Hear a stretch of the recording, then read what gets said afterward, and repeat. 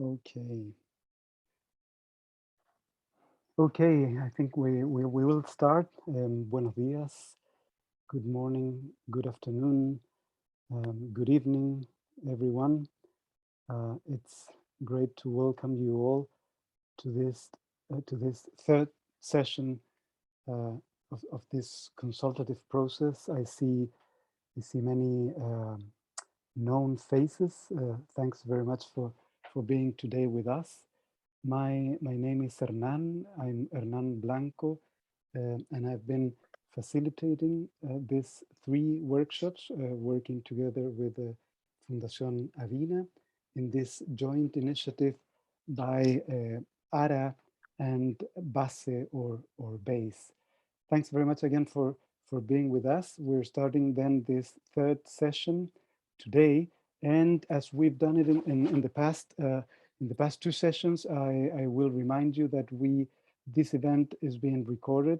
We are using simultaneous interpretation, and you can choose your language in the Zoom commands below on your screen. You can choose language interpretation and choose the language you want to be working with. So please feel free to do that. We have interpretation to Spanish, and we do have also interpretation to Portuguese today. We will encourage you to turn on your camera if you have a good internet signal, and then we will ask you to keep your microphone off so that we can hear loud and clear. Then I will also encourage you to participate. I'm told that I'm speaking too low. Please do let me know if you're not listening well. I don't have much to do with this, so I'm going to speak up a bit and do let me know if it's okay. Okay, thanks very much for that. And as I was saying, I would encourage you to use the chat window in your Zoom. You can put questions there. You can write questions there. You can write comments there, and we will on our side we will be sharing with you information and links that we will be using today with you in this session. I wanted to add that today in this third session, we will be working with a drawer, a professional drawer, and he will be literally drawing. So we are not only recording, but we are also drawing this session. And you will be able to see by the end of this session, we will share all the drawings and I will do that by the end of the session, as I was saying. So with that, I think we can get started. But before that, I will share the agenda with you. And basically what we are doing today, I would say, is 3 things. We will have a brief presentation by Victoria from BASE, from Fundación Avina. And Victoria Matusevic, she will share a brief presentation of the results of the consultative process so far.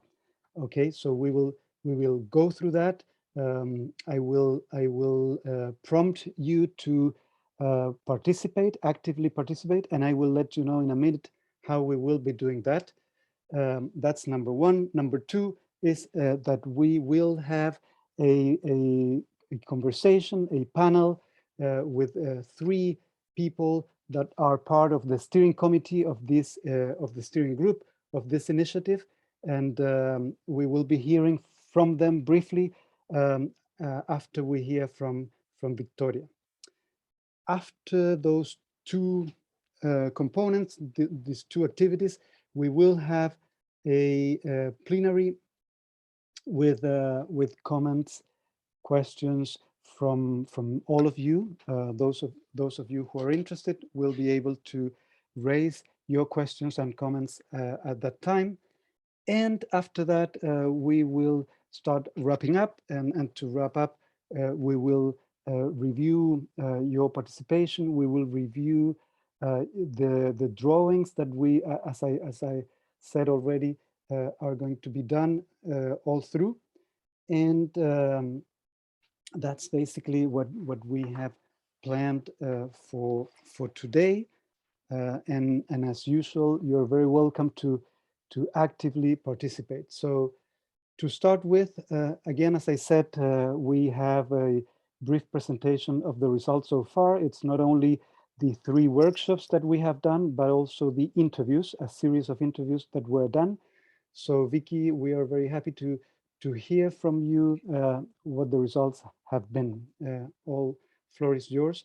And just before we go with Vicky, I think it's better, Vicky, if I introduce all the participants to the platform that we are using this time. We are using Miro, or M-I-R-O, Miro. We have used Mural in the past. For this session, we reckoned that it could be, this platform is extremely simple. It's extremely easy to use. I'm sharing my screen, and as you can see, there are basically 2 sections here, left side and right side. On the left side here, you will see that there are some slides, and are literally the slides that Vicky will be, part of the slides that Vicky will be showing, with the main issues, with the main insights that Vicky will be sharing with you. So the idea is that you can be following Vicky's presentation, and that you can, if you have some reactions, some comments or questions, you can always double click one of these post-its and just write down whatever comment, question, suggestion you may have. I can see that there are a number of names surfing the platform, so that's very good. As I said, it's extremely easy. We already shared the link with you, and you can go straight on, click it. It might be necessary for you to do a sort of validation, but it's quite easy, and again, I encourage you to do it. On the right side of the screen of this Miro, you can see some questions for discussion, and there are basically 3 very general questions. On the one hand, regarding the topics that have been presented in this process, which do you think are most relevant? And you see that there are basically 5 issues here, and you can comment, you can make your judgment there in terms of what you consider is more relevant. Then to continue, there's another question which says, what other issues, situations, or experiences do you think need to be considered when we are dealing with strengthening locally led adaptation or climate resilience and funding for that? So that's the second question. And the third question is an open question with your comments and suggestions. So that's all in terms of the platform. And please feel free to just open up a post-it and write down whatever comment, question you might have. That's very useful for us. So with that said, I'm going to move the floor to Vicky. Vicky, now the floor is yours, and thanks very much for this. Muchas gracias, Hernán. Bueno, buenos días, buenas tardes a todas y a todos. Muchísimas gracias por una vez más ser parte de este proceso consultivo. Hoy, como decía Hernán, nos encuentra en nuestra última reunión, y no quería dejar de insistir en el agradecimiento. Veo muchas caras conocidas que estuvieron acompañándonos, ya sea en las entrevistas, en los otros talleres, así que felices de verlos y de verlas, porque realmente este proceso consultivo se hizo gracias a los aportes que cada uno y cada una de ustedes pudieron compartir con nosotras en el desarrollo de este proceso. Así que, Ale, te pido por favor si podés compartir la presentación. Bueno, buenísimo, muchísimas gracias. Entonces, como les comentaba, esta presentación tiene el objetivo central de poder, ojalá, de la mejor manera posible, reflejar todos esos aportes que ustedes hicieron en las entrevistas, en los 2 talleres que tuvimos hasta ahora, y también recoge revisión bibliográfica que hicimos a lo interno de Avina para poder dar más sustento a la información presentada. La siguiente, por favor. Entonces, simplemente para poner algo de contexto, inicio con esta diapositiva para contarles que este proceso arrancó aproximadamente a mediados de agosto, así que es algo que más o menos va a terminar durando 2 meses, con lo cual hicimos un trabajo bastante intenso con todas las personas que participaron para llegar a este momento y poder presentarles estas primeras e iniciales conclusiones del proceso consultivo, que como saben, nuestro propósito es que todo esta información se convierta en un insumo para el diseño de los términos de referencia de estas donaciones que vamos a lanzar oficialmente en la COP27. Simplemente para que tengan una idea de la dimensión del proceso, esto implicó la realización de 3 talleres, es el tercero, al menos en los primeros 2 participaron 71 personas, y entrevistamos a 27 personas a lo largo de estos 2 meses. La propuesta entonces es que una vez que terminemos este taller y podamos recoger también las observaciones, comentarios y aportes que tengan, ajustemos y hagamos una versión para enviar a nuestro grupo impulsor, que algunos de ellos están hoy acompañándonos, para que ellos puedan dar algunas revisiones y recomendaciones finales, y ya tener listo el informe ajustado para compartir con todas las personas que deseen aprovechar todo esto para aproximadamente fin de octubre. La siguiente, por favor, Ale. Entonces, siguiendo un poco con este contexto, compartirles con qué qué van a encontrar hoy en esta presentación. Entonces, esta presentación tiene 2 grandes bloques. El primero es hacer una breve recopilación de los principales temas que abordamos en las sesiones anteriores, donde hablábamos bastante sobre el desafío del desarrollo de la racionalidad climática como un desafío clave que queremos abordar para entender y promover el acceso a financiamiento climático de proyectos liderados localmente. Y en ese sentido voy a contarles algunos aprendizajes y algunos desafíos que hemos relevado en cuanto a los 2 tipos principales de información que se usa para el desarrollo de la racionalidad climática, que son la información científica, climate science, y el conocimiento tradicional. Y la segunda parte de esta presentación va a apuntar a compartirles los principales resultados de lo que entendemos que es fundamental para poder superar este desafío del desarrollo de la racionalidad climática a la hora de elaborar una propuesta. Entonces, así como una suerte de spoiler alert, les cuento que estos principales 5 temas que han surgido en todo este proceso como claves tienen que ver con la confianza, con el uso de información del impacto, o sea, no solo la información con datos precisos, meteorológicos, sino cómo esa información puede traducirse en cómo le impacta a las personas que usan la información en su vida diaria. El tercer punto tiene que ver con la clarísima necesidad de seguir fortaleciendo capacidades y gobernanza a nivel local. La cuarta tiene que ver con la promoción y uso de TICs, de tecnologías de información y comunicación, y el quinto punto vinculado con facilitar y promover el acceso y el uso de datos. Entonces, ahora Ale, si pasamos a la próxima.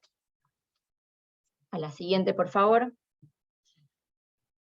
Entonces, simplemente como para poner en contexto, por sobre todo a quienes no nos han acompañado en los talleres anteriores, contarles que para nosotros es fundamental abordar el desafío de la racionalidad climática, porque como les comentaba anteriormente, entendemos que es fundamental abordar esto y entender cuáles son sus dificultades, porque es algo que normalmente los fondos tradicionales de financiamiento climático solicitan a los proponentes de proyecto cuando van a acercar una propuesta para conseguir financiamiento. Entonces, simplemente como para recordar, de acuerdo a la Organización Meteorológica Mundial, el desarrollo de la racionalidad climática asegura el vínculo entre el clima, los impactos climáticos, la acción climática y los beneficios a la sociedad, que estén realmente anclados en la mejor ciencia y data disponible. Y en particular ahí comentarles que el Fondo Verde para el Clima, que como saben es la principal fuente de financiamiento climático, es bastante estricto en cuanto al desarrollo de la racionalidad climática de las propuestas. Entonces, lo que pide en las propuestas de adaptación es mostrar cómo el clima, el cambio climático en realidad, ha llevado a que se desarrollen o que se produzcan diferentes impactos, y para eso las acciones que proponga la propuesta son consideradas necesarias.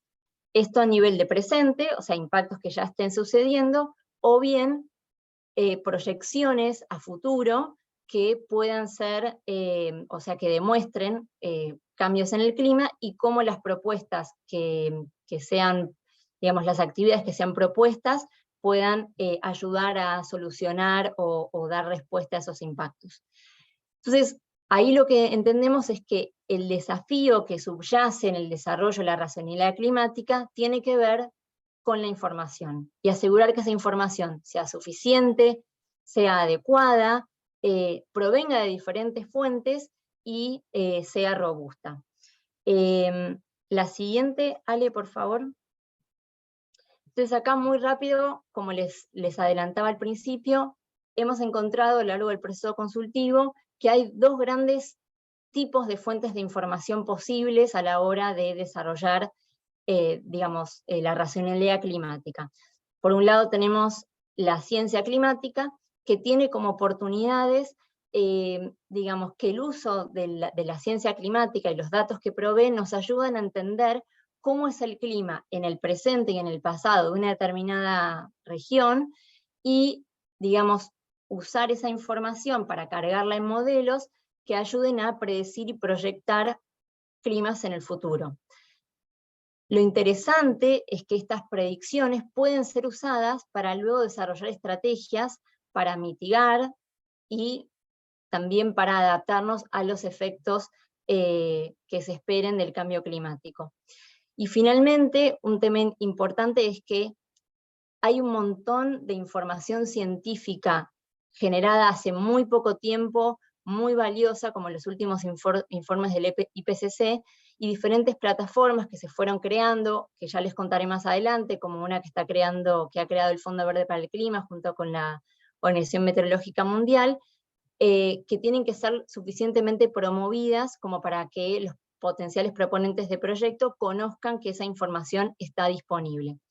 Sin embargo, el uso de esta información tiene varios desafíos, no quiero detenerme mucho sobre esto, pero sí comentarles que, por sobre todo, tiene que ver con la escala de la información, porque muchas veces se precisa información muy bajada a territorio, y esa información no existe, porque en muchos países, y esto se ve mucho en la diferencia entre países en desarrollo y países en vías de desarrollo y países desarrollados, que no existe información meteorológica distribuida a lo largo y ancho de un determinado país. Entonces eso hace que la información a lo mejor no se genere en la escala que se necesita, o no haya registros suficientes, históricos suficientes, o que la información esté descentralizada porque diferentes organismos van compilando esa información, o incluso que esa información no esté disponible públicamente porque es información generada por por ejemplo, el sector privado o bien instituciones de investigación también privadas.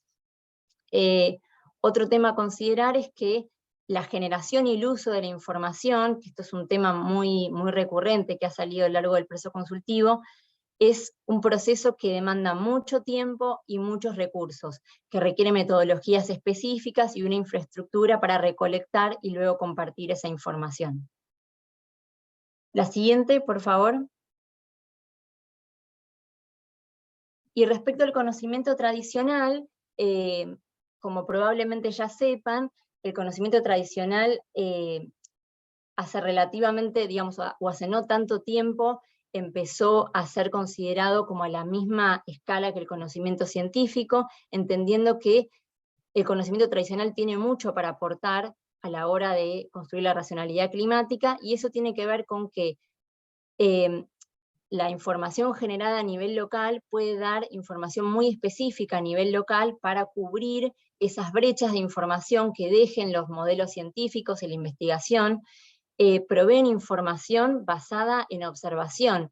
La gente vive ahí, depende directamente del clima para su vida, para su economía, entonces esta costumbre o esta forma de relacionarse con la observación de los cambios en el clima es algo que es muy intrínseco a las comunidades locales, ¿no? Y particularmente a las comunidades indígenas.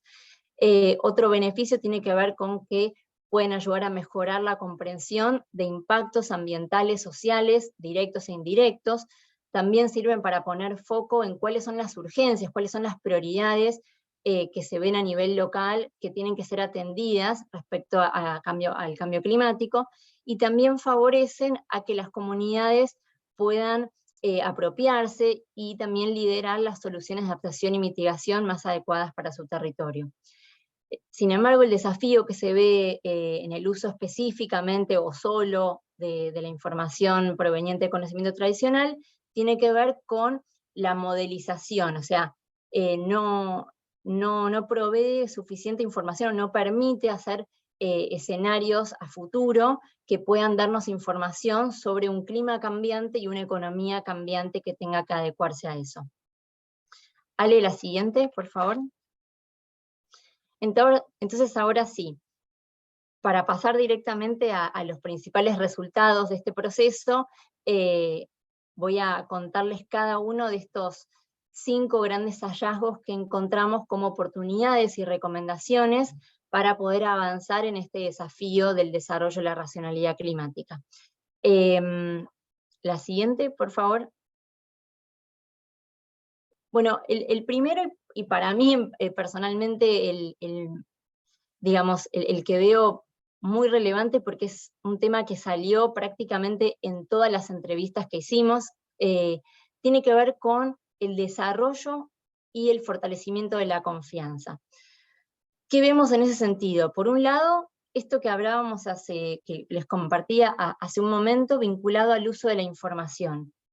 Lo que sabemos es que fuentes tradicionales para acceder al financiamiento climático priorizan muchas veces un tipo de información sobre otra, ¿no? Por sobre todo la información científica. Pero ¿qué vemos, ¿no? Luego de todo este proceso consultivo y las reflexiones que hemos hecho? Que las comunidades locales conocen mejor que nadie sus territorios, y son, digamos, las que están básicamente como en la primera línea, que tiene que ver con la primera línea en cuanto a recibir los impactos del cambio climático. Entonces, nadie mejor que las comunidades va a estar interesada en desarrollar y mejorar e incrementar su resiliencia para poder hacer frente a los efectos del cambio climático. Entonces, en ese sentido, lo que entendemos que es fundamental es que pueda, perdón, mi perra está ahí ladrando, que pueda entenderse que ellos, estando ahí en la primera línea de recibir los impactos del cambio climático, conociendo sus territorios mejor que nadie, podamos confiar en que, tanto en su liderazgo y su criterio, son suficientes y válidos para promover el desarrollo de soluciones climáticas. las comunidades, como les decía, son las más interesadas en poder mejorar su resiliencia, entonces tenemos que confiar que los procesos que ellas tengan, por más de que no cumplan con ciertas metodologías, o la forma en que puedan comunicarse no sean las mismas que un método científico, son igualmente válidas y necesarias. La siguiente, por favor. El segundo punto tiene que ver con el tipo y la contextualización y la traducción de la información climática más dura en elementos o en formas de compartir esa información que esté más relacionada con la vida diaria de las personas que sufren esos impactos. Entonces, acá quizás un ejemplo interesante tiene que ver con algo que nos compartía en nuestro panel pasado Ngao Mubanga, con el proyecto de Zambia, tiene que ver con, por ejemplo, las comunidades del proyecto con el que ellos trabajan, quizás informarse sobre la cantidad de milímetros de precipitación esperadas para el próximo día o para la próxima estación, no les sirve tanto como entender qué hacer con esa información. Entonces, ¿qué hacer con esa información? ¿En qué se traduce? ¿En planto ahora o espero un mes para hacerlo? ¿Planto lo que planto siempre o planto otra cosa porque se espera que el próximo periodo o la próxima estación sea más seca que lo que normalmente es? Entonces tengo que pensar en adaptar el tipo de cultivo que voy a hacer para que se adapte a esas condiciones. Entonces, para eso, una cosa fundamental que también hemos descubierto en este proceso tiene que ver con asegurar la participación de las comunidades, preguntarles a ellas qué tipo de información necesitan y cuáles son los mejores canales para compartir esa información. Porque muchas veces se usa, por ejemplo, la televisión para pasar un informe meteorológico, mientras que las comunidades a lo mejor no usan la televisión para informarse específicamente sobre eso, sino que usan más la radio o usan grupos de WhatsApp. Entonces, es fundamental entender qué necesitan y cómo necesitan que llegue esa información para lograr que se traduzca de la forma más útil posible. El tercer punto tiene que ver con el fortalecimiento de capacidades y gobernanza local como un elemento clave para implementar soluciones climáticas. Y en ese sentido, entendemos que procesos de gobernanza local, capacidad, instituciones tienen que seguir siendo fortalecidas y apoyadas, porque esto es una condición habilitante para que las comunidades puedan efectivamente implementar soluciones y acciones de adaptación que puedan ayudarlos a hacer frente a los impactos del cambio climático. Y esto tiene un fuerte correlato con el desarrollo de la racionalidad climática. ¿En qué sentido? Porque si mejoramos las capacidades para que las comunidades entiendan el cambio climático, de dónde surge y sus consecuencias, consecuentemente van a fortalecer su habilidad para desarrollar propuestas de acuerdo a una lógica climática, ¿sí? Y acá un ejemplo que me gustaría compartir con ustedes es Global Forest Trends y WWF tienen un programa de formación de gobernanza territorial indígena que trabaja en 4 países de la Amazonía, que selecciona a 4 personas, digamos, en realidad seleccionan las comunidades mismas, seleccionan a 4 personas de su comunidad, una mujer, un anciano, un joven y una autoridad, para que puedan participar de este proceso de formación y fortalecer dentro de sus comunidades la gobernanza, como para entender mejor cómo manejar sus recursos, cómo pararse frente a presiones externas, y es un programa que a los que no lo conocen los invito a descubrir, porque muestra la importancia que tiene trabajar en el fortalecimiento de la gobernanza de las comunidades. La siguiente, por favor.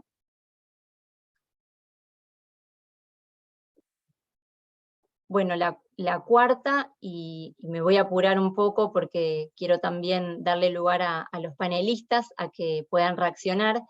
La cuarta conclusión o recomendación que hemos descubierto tiene que ver con la promoción y el uso de tecnologías de la información y la comunicación. Y ahí lo que entendimos fue que las TICs pueden jugar un papel importante tanto en la obtención y el procesamiento de la información como en el monitoreo de los proyectos que sean implementados. Pero como condición para que esto suceda, es importante garantizar que esa tecnología sea amigable, sea fácil de utilizar, que no dependa de una gran infraestructura, una gran cantidad de recursos, de esa manera como para asegurar la sostenibilidad del uso de esa tecnología una vez que un determinado proyecto que digamos, haya fomentado el acceso a tecnología se termine o los recursos se hayan agotado. Entonces, de esa manera, como les decía, asegurar que las personas que usan la tecnología puedan continuar usándola en el futuro. Y otro tema interesante que también surgió en alguna de las conversaciones, tiene que ver con que ese uso de tecnologías no sea, digamos, que no sea necesario el uso permanente de Internet.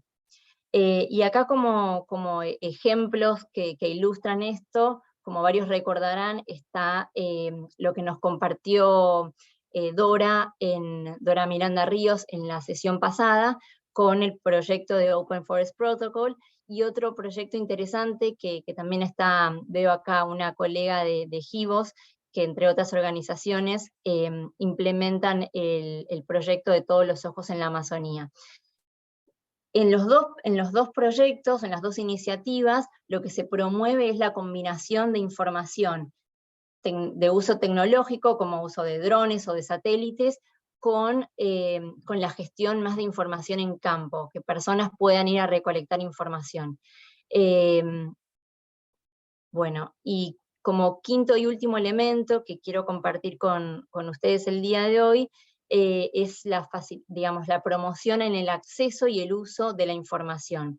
Y en ese sentido, como ya les adelantaba antes, hay mucha información hoy nueva y muy relevante y accesible de manera gratuita a la información científica más reciente. Como les anticipaba, hace muy poco tiempo el IPCC lanzó reportes que luego se van a ir actualizando, pero hoy tenemos la información más nueva y más reciente. El IPCC también tiene modelos climáticos para usar, un atlas regional interactivo, también existe una plataforma creada en conjunto por el Fondo Verde para el Clima y la Organización Meteorológica Mundial. Y otro dato que me consideramos interesante para compartir con ustedes tiene que ver con que el Fondo Verde anunció que está actualmente desarrollando perfiles de país vinculados a los peligros climáticos, donde hay, digamos, cierto consenso científico de tendencias o, digamos, proyecciones futuras para ciertos indicadores climáticos.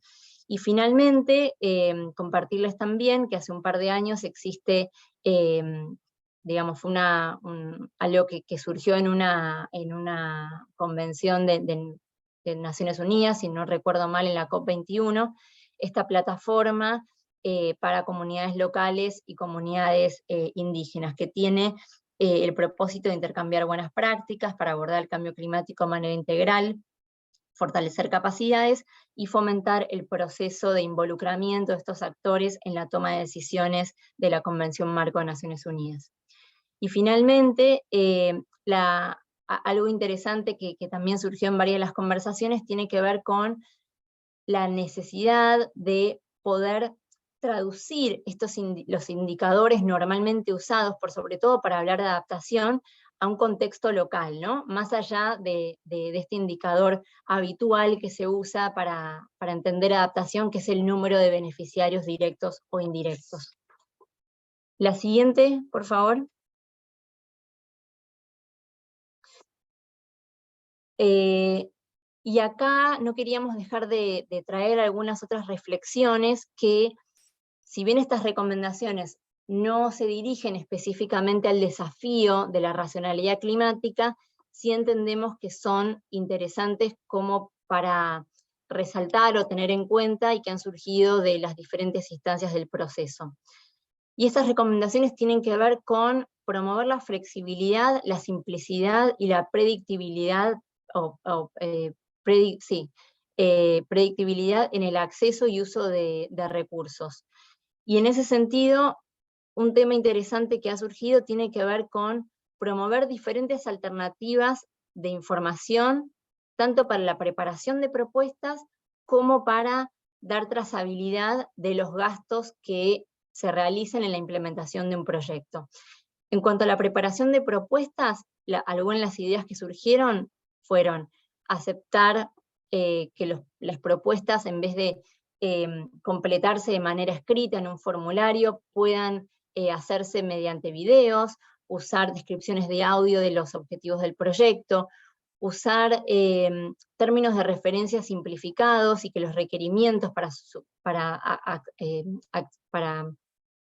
acercar una propuesta a un financiador se realice en diferentes idiomas, entonces sea fácilmente comprensible digamos, de fácil resolución para diferentes grupos, y que de esa manera se pueda promover que comunidades indígenas, mujeres, jóvenes, pequeños agricultores, entre otros grupos vulnerables, puedan facilitar su acceso al financiamiento climático. Y respecto a la trazabilidad del gasto, ahí también recordar que existen otras maneras, además de presentar recibos o facturas, que puedan considerarse como pruebas de que efectivamente se están gastando los recursos en acciones o en acciones vinculadas a la solución climática que se quiere implementar, como pueden ser fotos que prueben la evidencia de, bueno, gastamos esto, entonces sacar una foto de que se compró tal insumo o se realizó tal capacitación, o por ejemplo firmas de líderes de las comunidades. Y como otras reflexiones finales vinculadas a este tema de flexibilidad, simplicidad y predictibilidad, una tiene que ver con que trabajar en un escenario de un clima cambiante implica manejar diferentes grados de incertidumbre. Entonces, eso necesariamente nos tiene que direccionar a poder aumentar la flexibilidad para aceptar nuevas condiciones que se vayan necesitando a medida que van surgiendo en un proyecto. Muchas veces lo que sucede es, se definió un proyecto con estas actividades, hasta que el financiamiento se aprueba y el proyecto se implementa, pasan muchos años y algunas cosas cambiaron, entonces hay ajustes que es necesario hacer, y esa flexibilidad también tiene que verse reflejada en los esquemas de financiamiento. Y sobre eso, un tema también muy interesante tiene que ver con las donaciones que se otorgan en varios años. En vez de ofrecer una sola donación, como bueno, voy a la comunidad, doy este recurso y me voy, sino vinculado a financiamiento paciente y digamos que dé mayor predictibilidad, y que esto pueda ser visto como un compromiso a largo plazo de los financiadores hacia los beneficiarios. Y ahora sí, Ale, la última reflexión. Una más para atrás. Ahí está, gracias. Las últimas reflexiones, estas más digamos, a modo de preguntas o disparadores para la conversación que queremos abrir con ustedes, tienen que ver con, en primer lugar, esta, digamos, diferencia que aparece entre diferentes opiniones que fuimos recogiendo, entre proyectos específicamente climáticos y proyectos de desarrollo. Por sobre todo en proyectos de adaptación al cambio climático, muchas veces, como ustedes sabrán, la línea es muy delgada. Entonces, digamos, es interesante profundizar en esto y en qué medida la atribución digamos, a un proyecto climático y dando evidencia de que es efectivamente climático mediante una teoría de cambio, es realmente efectivo, pensando en un futuro climático y económico cambiante, ¿no? El otro punto tiene que ver con, digamos, la exhaustividad que le pedimos a las comunidades locales a la hora de la información de los proyectos. Y si no, sería una oportunidad interesante facilitar y promover el uso de información nacional oficial sobre cambio climático que haya sido presentada por el país, ¿no? Como los informes bienales de actualización, los planes nacionales de adaptación, las comunicaciones nacionales, las NDCs o la LTS, como recursos suficientes y válidos que nos informen sobre el clima del pasado, del presente y proyectado, digamos, para todo el país. Y que de esta manera toda esa información generada a nivel nacional pueda un poco alivianar la carga de las comunidades locales teniendo que desarrollar información de este tipo a una escala mucho más pequeña.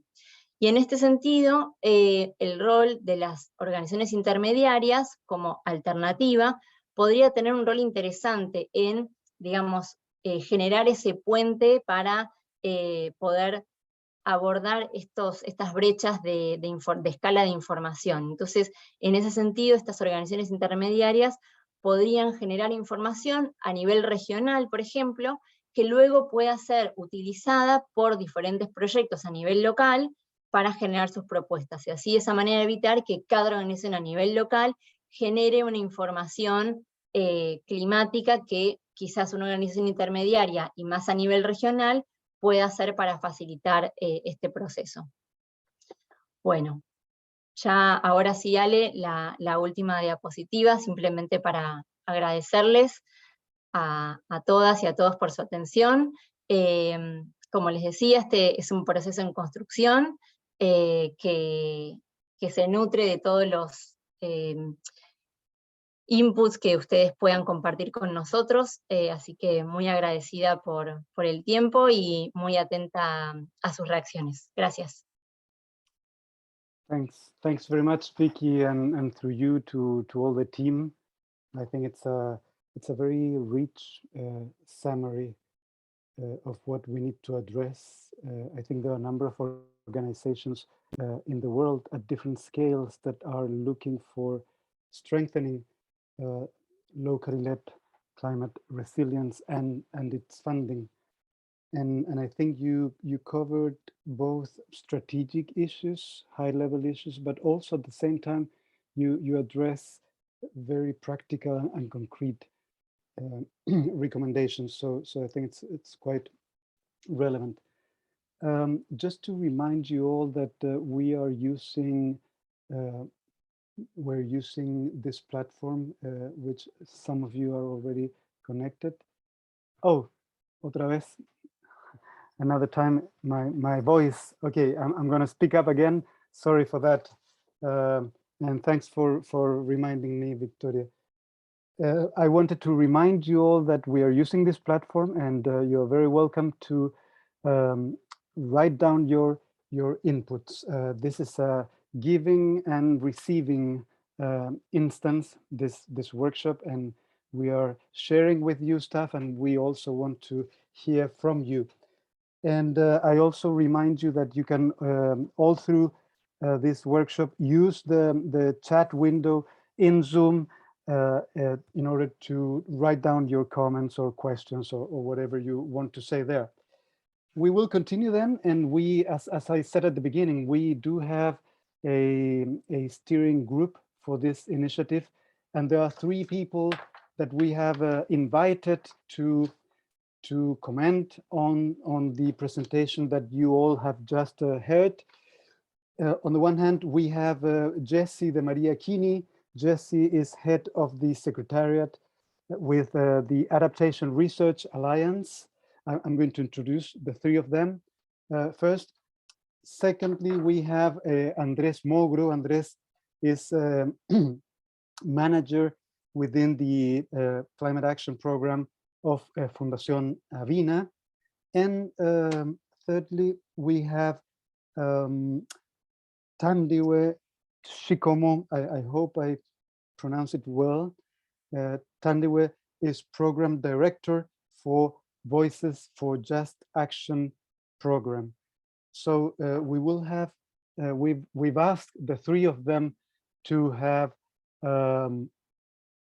to share with us comments, and I'm told that we have to have, let's see, one of them first, because they have to leave. And let's see, yeah, I'm asked to have Andrés to go first, so please, we will go with Andrés first. And basically, and for the three of you, basically the idea, you've heard the presentation, you had it in advance today, this presentation, and the idea would be to hear your own insights, your own experiences. What is it that resonates the most in what you're hearing, comparing to your experience? Are there other issues that you think are really important when confronting this issue of strengthening locally led climate resilience? Are there other suggestions you might have since you're part of this steering group? So that's basically the idea. I won't interrupt you. Let's have like 5 minutes of each of you. And then to start, I will ask Andrés to take the floor. Please, Andrés, do take the floor. Thank you very much, Hernán, and good morning, everyone. I wish I could do my intervention both in Spanish and in English at the same time, because I think one of the biggest challenges that we at the Global South have is particularly that, and I've seen that challenge be the big obstacle for everyone at the Global South to access international climate finance, let's say. But for my sake, I'll do my presentation in Spanish, so apologies to the English speakers. Buenos días con todos. Muchas gracias, Vicky, por tu presentación. Me parece que los puntos que se han resaltado como parte del proceso consultivo son muy buenos. En mi experiencia, y no mi experiencia como Avina, no quiero hablar como Avina, sino mi experiencia con financiamiento climático a nivel internacional. He trabajado ya muchísimos años con el GCF, estuve en la junta del GCF, he trabajado como liderando G77 en los temas, en las peleas que tenemos con el norte global, diría, sobre financiamiento climático. Y veo que los problemas que se plantean aquí son precisamente los problemas que tenemos. Ojalá y base tuviera como el GCF $1.000 millones y pudiéramos tener un impacto gigante, pero creo que es un avance hacia la dirección correcta. Quiero hacer una reflexión rápida sobre algunos de los temas que tú planteaste sobre el informe, Vicky. Y ahora me doy cuenta de que como tenemos interpretación voy a hablar un poco más lento porque suele generar un problema. El primero, sobre racionalidad climática, creo que es un término que utilizamos mucho en el mundo climático y que tiene una contradicción en sí. La contradicción yace en que a nivel internacional, el IPCC, la ciencia climática, te dice ya por sector en dónde están los impactos climáticos, cuáles son los impactos que se ven en agricultura, cuáles son los impactos que se ven en agua, en salud, y cuáles son las medidas para responder a esos impactos. Esa es información de ciencia que ya está. Pero lamentablemente, al mismo tiempo, la contradicción es que si es que sabemos que el impacto en agricultura es desertificación y que para luchar contra la desertificación como un impacto en agricultura tenemos que usar una medida de riego técnico parcelario, por ejemplo, le pedimos de todas maneras a una medida de riego técnico parcelario en desertificación, en agricultura, que demuestre que es una medida climática. Pues para mí, ahí hay una contradicción. O sea, no tiene sentido que la ciencia se dedique tanto a decidir cuáles son las medidas de adaptación en qué sector y para responder a qué impacto, y luego cuando una de esas medidas se plantea en territorio, se le exija el triple. O sea, se le exija tener una línea base, y para tener una línea base tienes que hacer un estudio de riesgo climático, tienes que hacer un estudio de $100.000 para una medida que probablemente necesita 10.000. Entonces, para mí es una contradicción grande y creo que hace falta esa discusión sobre qué significa la racionalidad climática a nivel internacional. ¿Por qué estamos generando tanta información de racionalidad climática si eso no llega a las medidas? Esa es una primera reflexión. La segunda, y relacionada a esta, es que hay mucha información sobre ciencia climática, sobre proyecciones, sobre impactos, que no solo se está generando a nivel internacional, sino también a nivel nacional, pero que a veces el problema no es la disponibilidad de información, sino su uso. Y el uso depende de qué tan relevante es esa información para un actor local. Entonces, no tiene sentido tampoco que actores locales, y yo que trabajo en un proyecto ahora con agricultores familiares, compartamos información sobre estas son las proyecciones climáticas, estos son los escenarios, aquí hay cientos de gigas de información en un disco duro que en realidad son abrumantes y resulta un desincentivo para proyectos climáticos en lugar de ser lo contrario. La tercera reflexión que quiero compartir hablaba sobre conocimiento tradicional, tú mencionaste eso bastante en el informe, Vicky. Me parece genial que en los últimos años haya habido avances sobre conocimiento tradicional para ponerlo a la misma escala de conocimiento científico, pero creo que todavía hay gaps muy grandes y en el sur global y a nivel internacional, diría, no se ha sabido apreciar el peso que tiene el conocimiento tradicional para el sur global. Entonces, una cosa es reconocer que el conocimiento tradicional es una fuente veraz de información y otra es que las fuentes internacionales de financiamiento reconozcan todo lo que está detrás del conocimiento tradicional. Y por eso me refiero a, por ejemplo, esquemas de gobernanza y esquemas de gobernanza de comunidades y pueblos indígenas. Hay sistemas de monitoreo, hay indicadores que se están levantando, pero que probablemente ni los esquemas de gobernanza, ni el monitoreo, ni los indicadores nos gustan ya desde el punto de vista de financiamiento climático. Entonces, siento que hay cierto grado de cinismo en decir el conocimiento tradicional vale, pero todo lo que va detrás para armar un proyecto, no.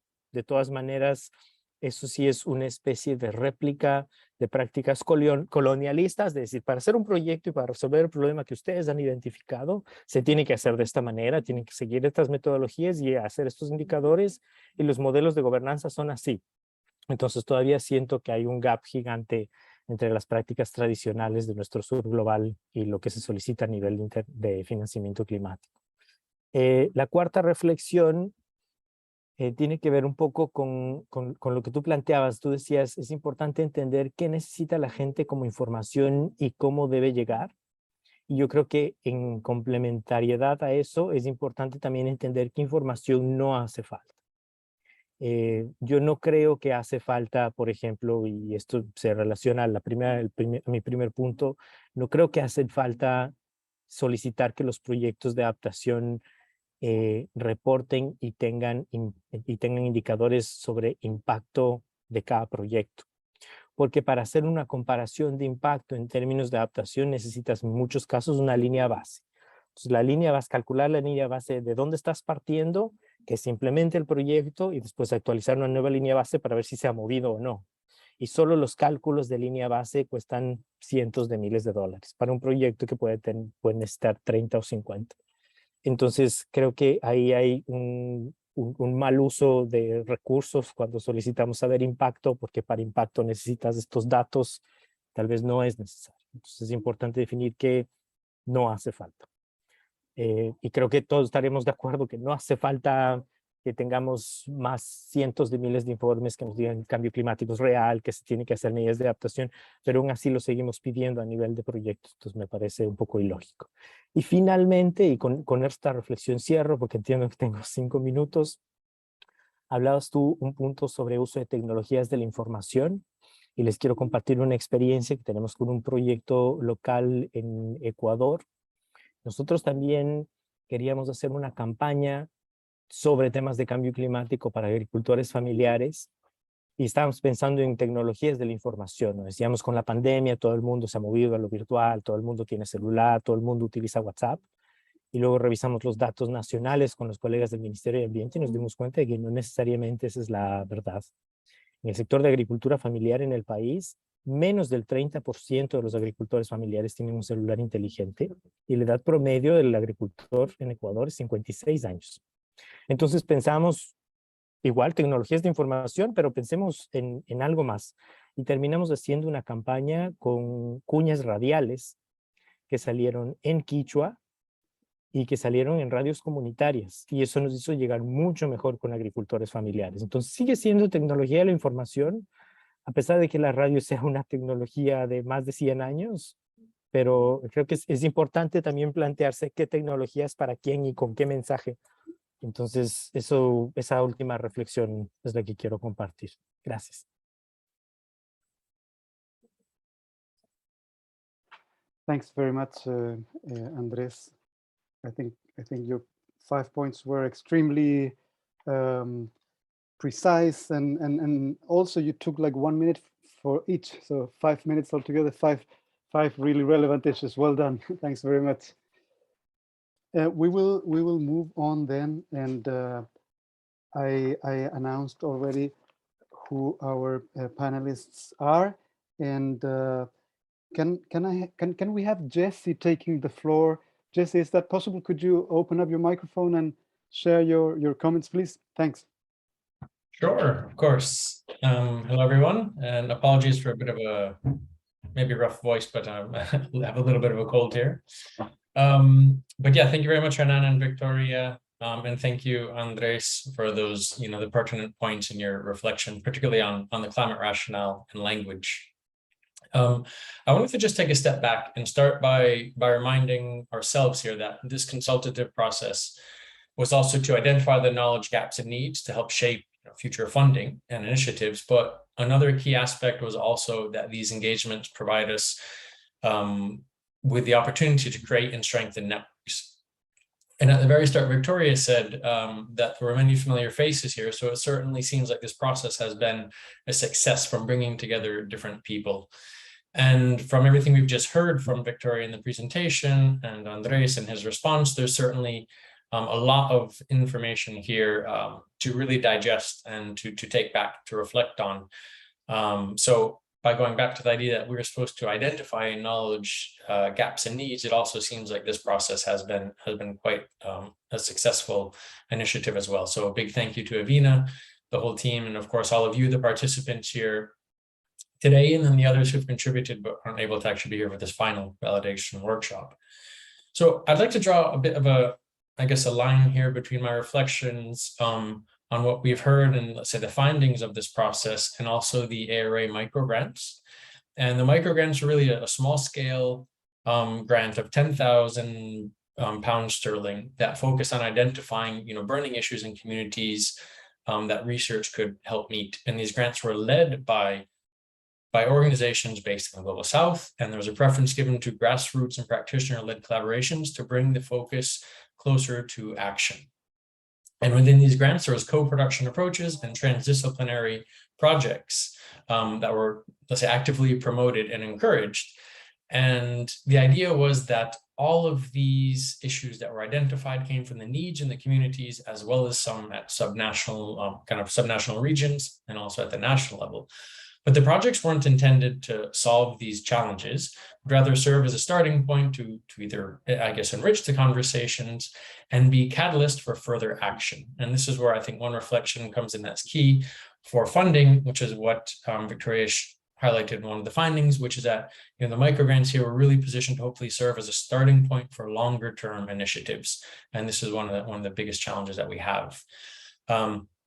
And I think this microgrant approach overall, or the initiative, really speaks to some of these other breakthroughs that we saw and emerge from the process, and particularly looking at the first slides on the breakthroughs of the first three areas that Victoria shared. The first is trust, which really underpins any relationship or collaboration. And as you've heard, Victoria said it came out in nearly every interview and every event. So I think this is just one of these key points, trust and communication, that keeps coming up no matter where you look. And that links back to this idea of these longer term initiatives, because in order to build trust and communication, you need time to actually have these communications and these conversations. Another one that also resonated was the information on impacts, or I would kind of say here, the societal impact and the information. And as Andres, I think, really rightly said, it's about what information we need, and then also what information we don't need. And also ensuring that this information is available in a common language. And when I say common language, I mean not climate science, but actually language that is understandable, but also language in terms of being spoken and understandable, being English, Spanish, French, Quechua, whatever that language may be, is critical for actually having the right information on impacts, and not the climate science, but what it means for vulnerabilities and risks to communities. And then the third point that really stuck out for me is that strengthening local capacities, building capacities to improve the understanding of climate change. Now, of those 3 points, I don't think any of them are necessarily innovative on their own, right? And nor are the microgrants or small scale funding too innovative. But we do know that there have not been enough adaptation projects that have prioritized these areas, because still projects are focused on outputs, very much tick box monitoring evaluation activities, and very few have actually been led by Southern organizations, and particularly even fewer are led by Southern organizations that embrace multiple knowledge types and a transdisciplinary approach towards action. And this is particularly true in the adaptation research space, which still tends to be dominated by Northern researchers, though this is changing. And as Andres said, of course, all these funds are often dominated by Northern organizations or international organizations, which then are linked often to Northern funders behind them.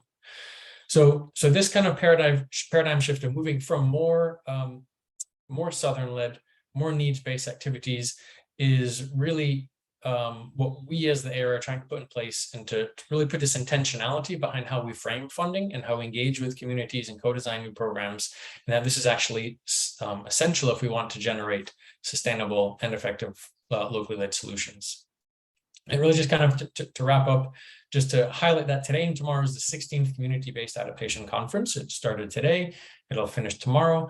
But as Hernan has said, this is this initiative that we've carried out here, this consultative process, is one of another initiatives at looking at locally led adaptation, which also really starts from the shared viewpoint that local communities are the most interested in becoming more resilient as they're at the front lines of the impacts of climate change. And that these communities must be empowered to identify, develop, and implement adaptation solutions. So it's really great to see these diverse initiatives of BASE, of the microgrants, of this consultative process, bring things together, as well as community-based adaptation conferences and other initiatives. What's really important here is also that we need to really now kind of join forces to increase the spectrum of possibilities for Southern-led initiatives and funding going to Southern-led organizations, from the research spectrum to action. And this is, of course, to increase the resilience of the communities that are most valuable most vulnerable to climate change. So I guess really just by saying that, with this being the final workshop of this consultative process, that I really hope is just another one of the initial stepping stones for this greater collaboration and coordination and collective action for these locally led initiatives. I keep looking over here at my Miro board to see who's going to be the first to put in a post-it note, because again, this isn't the end of this process, but hopefully, like I said, it's just kind of another starting point. So maybe with that, I'd just like to say thank you to everyone. And yeah, I think it's a whole lot to digest and to continue discussing. Thanks very much, Jesse. Very good 3 points that you made. And I was also looking at the mirror, hoping that someone will start the conversation there as well. But we will continue, and we do have Tandiwe Chikomo from WWF, Program Director for Voices for Just Action Program. Thanks very much, Tandiwe, for being with us here today, and floor is yours then. Okay, thank you very much, Hernan. Thank you very much, everyone, especially Avina and everyone who has been involved in this work, and all the people that participated in the previous workshops. I certainly agree with what has already been said by my colleagues, Jesse and Andre. But I would actually like to start off also on perhaps something that we should flag out. I'm sure it will be there in the report, but just to make sure that it is there, I will say it now. If you can allow me to say that, Hernan. And this is with respect to the fact that we have mentioned that indeed we should acknowledge that societies evolve. We do recognize that there are changes that occur in cultures and societies. However, I think we should actually make it very clear as communities from the South that we need to be looking at reducing activities that create climate change and forcing the adaptation. Why am I saying this? I'm saying this because as people from the South, we also need to control the narrative. We are being driven into a certain direction where all of us, we always have to adapt. I don't know whether it is, I would like to introduce two words here: forced adaptation and natural adaptation. I am not an expert on the subject matter of adaptation, but just thinking as a layman, I'm saying to myself, we are actually in a situation where a lot of communities in the South are being forced to adapt. This is not a natural adaptation. They are being forced to adapt and having to catch up with the changes that are occurring, and most of these changes are not as a result of their own result.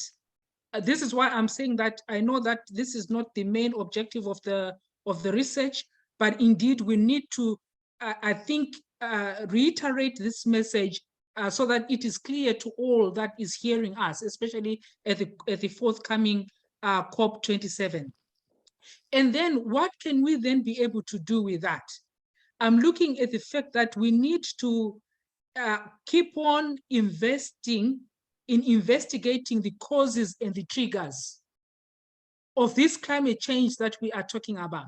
Because indeed, it is okay to call for the funding. I am not saying we shouldn't be doing that. But what I'm saying is that we do need to make sure that there is also investment in actually identifying those, because we are sort of like asking communities to always catch up with a process that is actually not created by themselves.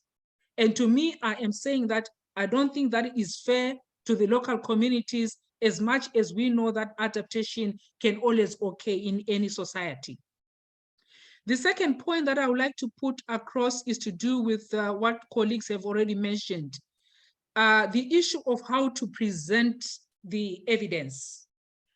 I think Jesse also mentioned this in terms of, the language that we are using, but even the pictures, the historical information that is already there. And I think this study has already captured that essence that traditional knowledge is core to providing the necessary information alongside the scientific evidence. The point here is that we should also look at those simplistic approaches that are relevant at the local communities, because who is setting up the targets for us in terms of, like what we discussed at the last meeting, who is actually defining the questions for us? So we actually need also to be looking at these questions from our own point of view. So in terms of the pictures, in terms of the stories, in terms of the historical knowledge, that is already there, and I think that this is already captured in what the presentation covered. And then my last point is to do with the information that was indicated to be available, of course, scientific information that is already available in documents such as IPCC and the GFC. When I look at that point, I do agree that indeed we should push for this information to be made easily accessible, to be packaged in a way that communities can be able to understand it. But is there a possibility that we can also call for an interface between this science and this, between this core scientific knowledge and also traditional knowledge, rather than having parallel processes?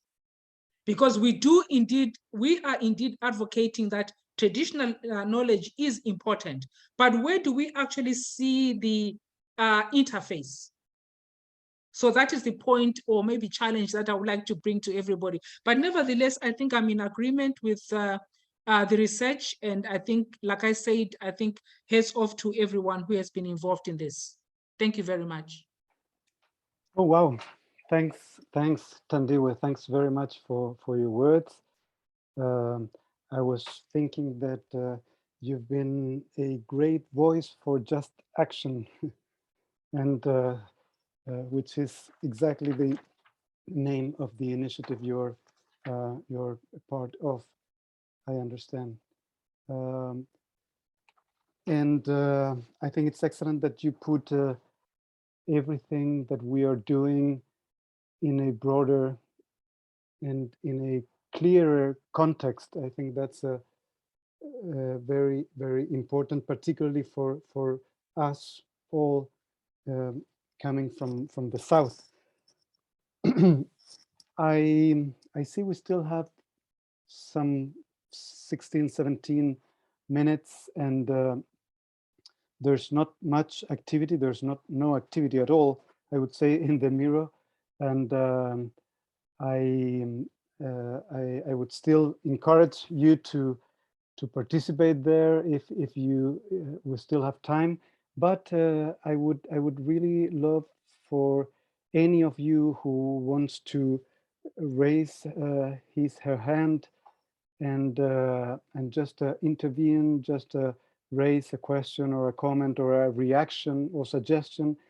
Please feel free to do it. We still have time, and as I'm saying, it is indeed the idea to have an open discussion. So please don't hesitate to raise your hand, and we want to hear what you think.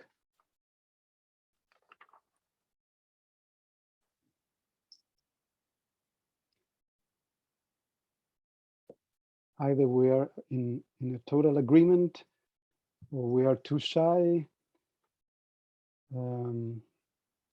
Marinés, please, abre tu micrófono, Marinés, tranquila, adelante. No te escuchamos, Marinés, parece que estás con el mute, ahí sí. Hello, everybody. Well, I'll speak in English. I'm very pleased with everything I heard, and I come from the meteorology side. I'm a meteorologist and also environmental management. I studied a master in environmental management, so I really think multidisciplinary work and collaboration is so important. I've been working in the training center, regional training center for Latin America from the WMO organization, and I had really great experience in international collaboration, North and South, East and West. And in the training world, there is a very good attitude and a lot of help. And the collaborations, North-South, have been great, and they have offered great opportunities for our Latin American community. And the people that received the training were really thankful, and we all learned from each other. So I would like to just to put in a word for action, as you said, Chicomo, Mrs. Chicomo, and for positive thinking, for design thinking and putting pilot projects into action. I think we can all agree on that, and not to have this sort of conflict, because we need action. The training is super important from the beginning of every project. I have suffered from having training being postponed in projects as a secondary thing. And actually training is part of the communication also, and it helps a lot and brings people into a good mood in general if the training is really active and participatory. And so, well, WMO is working a lot on bringing information about the impact, but the problem, what I see from my experience, is there are very few people doing the work. We have few people trained, and few people available to carry out this getting data of impact, or I mean, we're asking forecasters that come from the university that need a salary, and there are very few meteorologists or climatologists in Latin America to also do the part of the society impact and all the rest of the work, and a lot of problems respect to political organization and people changing jobs. So we know what is the problem, but the solutions, we need more Latin American, in my case, collaboration among countries so that the problems can be solved, because there are many other factors that we are stuck with the same discussions that influence. So it's not so easy that the information has to be translated so that the users understand, because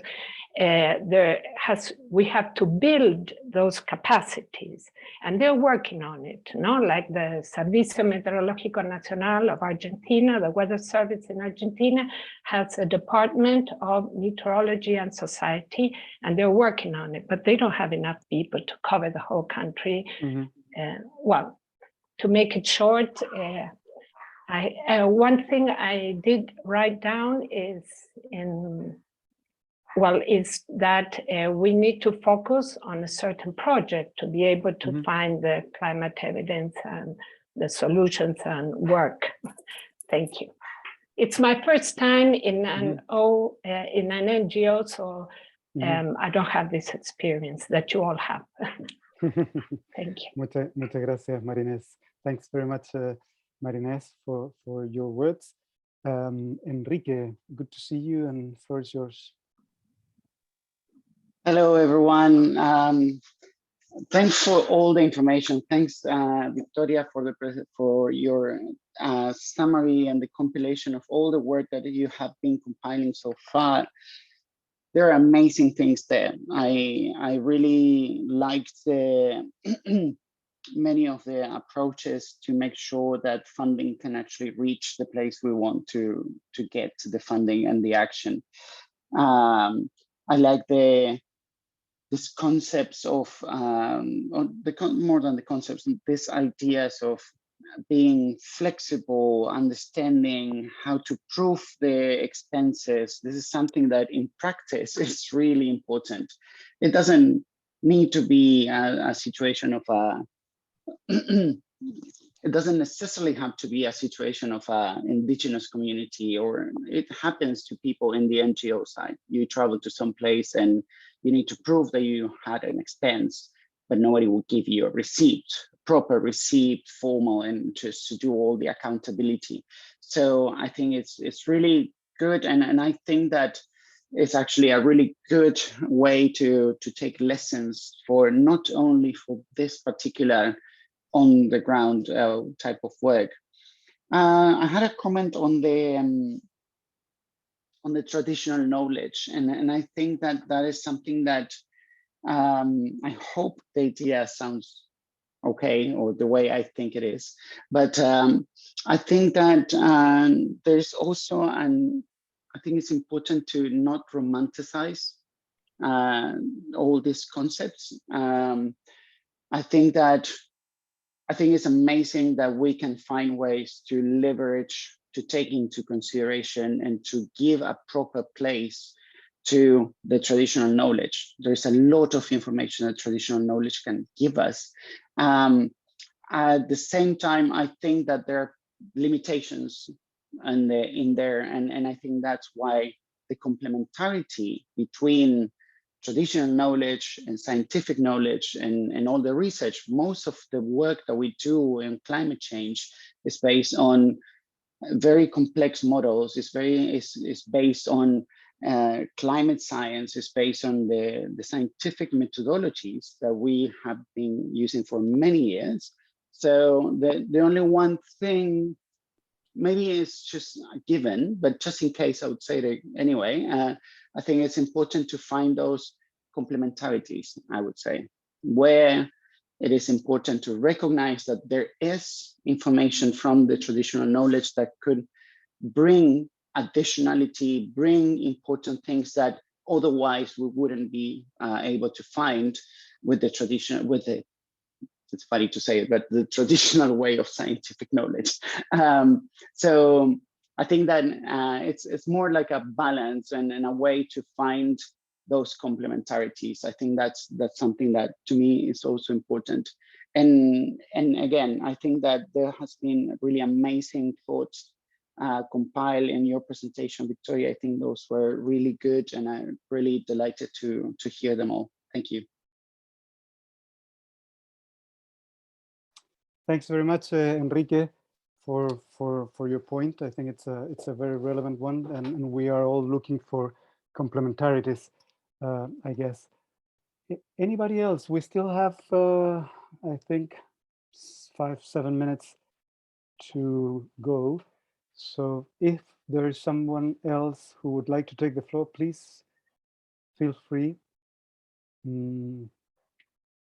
Otherwise, we will start sort of wrapping up.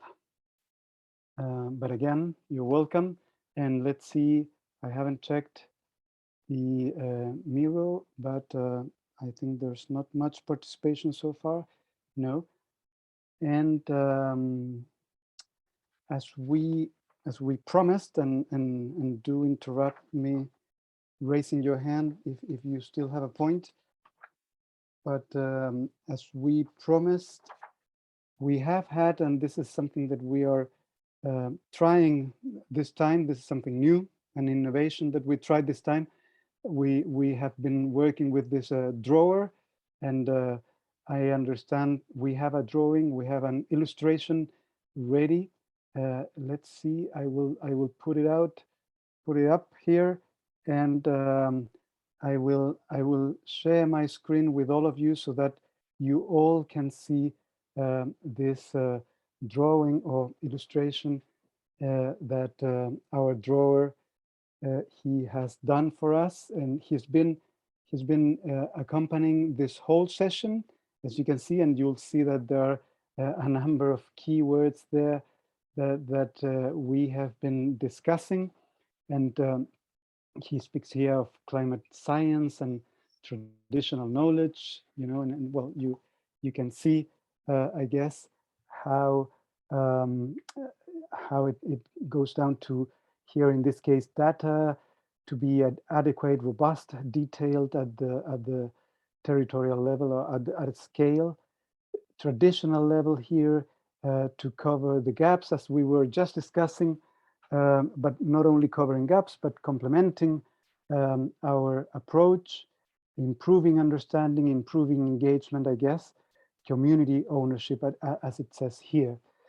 There are a number of challenges. The main challenges that Victoria shared with us are somewhere here, and in particular here, you can see the five main issues, and I think there's a good there are good 3 concepts here captured: flexibility, simplicity, and predictability. 3 concepts captured there by this illustration. I think they're very key to what we have been discussing. And there to your right side, you can see at the core here, get communities involved, strengthening their agency, strengthening their networks, prioritizing adaptation projects through locally led initiatives and needs-based activities. I think that's basically all, but you can see some practical details here, like to allow video proposals, fund traceability, adaptive financing, and long-term multi-year grants. I think it's wonderful what he has been able to capture here. Thanks very much to Alejandro, I think is his name. Thanks very much to you for what you have contributed here to our discussion. And if there's nothing else, and we only have 2-3 minutes left, I would like to thank you all. I don't know, Victoria, Jesse, if you want to say something before we just close the meeting today, please open up your microphone. Bueno, por mi parte, agradecerles nuevamente a